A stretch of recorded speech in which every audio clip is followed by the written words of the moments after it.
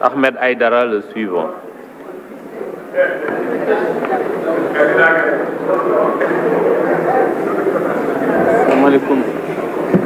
Merci beaucoup, Monsieur le Président.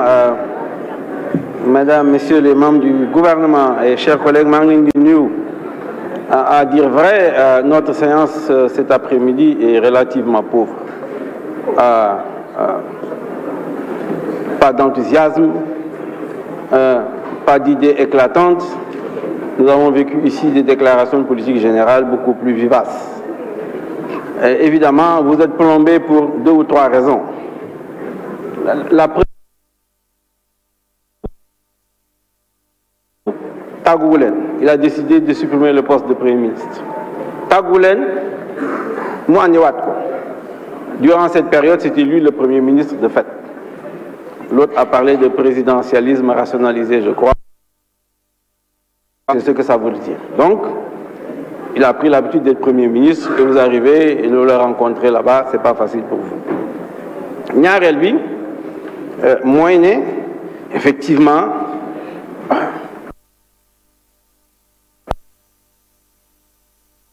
avec les ministres, on ne va pas répéter la même chose. Nous sommes fatigués d'entendre la même chose. Ou vous veniez avant faire vos déclarations de politique générale, vous vous êtes justifié en disant que vous ne pouvez pas venir après. Nous avons rencontré les différents ministres. À chaque fois, la synthèse du ministre des Finances était assez claire. Alors, moi je pense que, bon, on va terminer cet exercice pour aller vers l'essentiel. Mais il y a quand même 2 points sur lesquels moi je voudrais intervenir. Vous savez, l'Afrique n'est pas pauvre parce qu'elle n'a pas de ressources naturelles. Elle a le capital humain, il y a des gens qui sont bien formés un peu partout. Le problème de l'Afrique, ce sont les institutions. Il faut qu'on soit d'accord sur les institutions. Si on n'est pas d'accord sur ça, c'est ça qui crée la société de confiance, on ne va pas s'en sortir.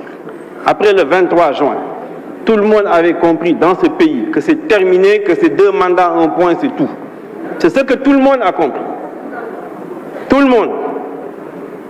Et tout le monde a compris que c'était verrouillé dans la Constitution. Maintenant, si vous revenez nous dire que ce n'est pas verrouillé dans la Constitution, que vous pouvez bousculer la Constitution, mais vous ouvrez la porte.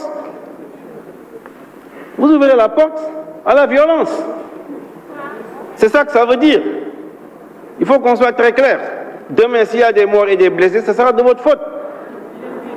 Ce sera de votre faute. Donc vraiment, il faut qu'on soit très clair par rapport à ça. Cette affaire-là est verrouillée, elle est derrière nous. Chacun a droit à 2 mandats maximum et on passe à autre chose. C'était sur ça qu'on avait conclu. C'est ça qui devait être dans la Constitution. Il faut que ça soit très clair. Je vous ai dit l'autre jour, le Burkina, 15% du pays par l'État. Le Mali, pareil.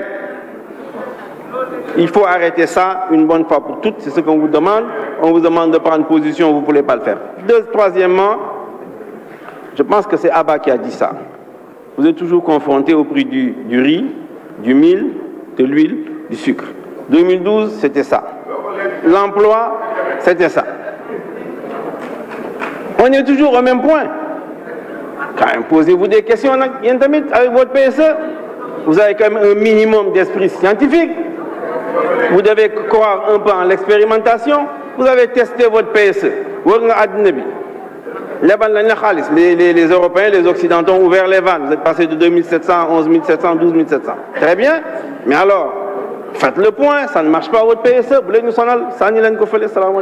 Merci.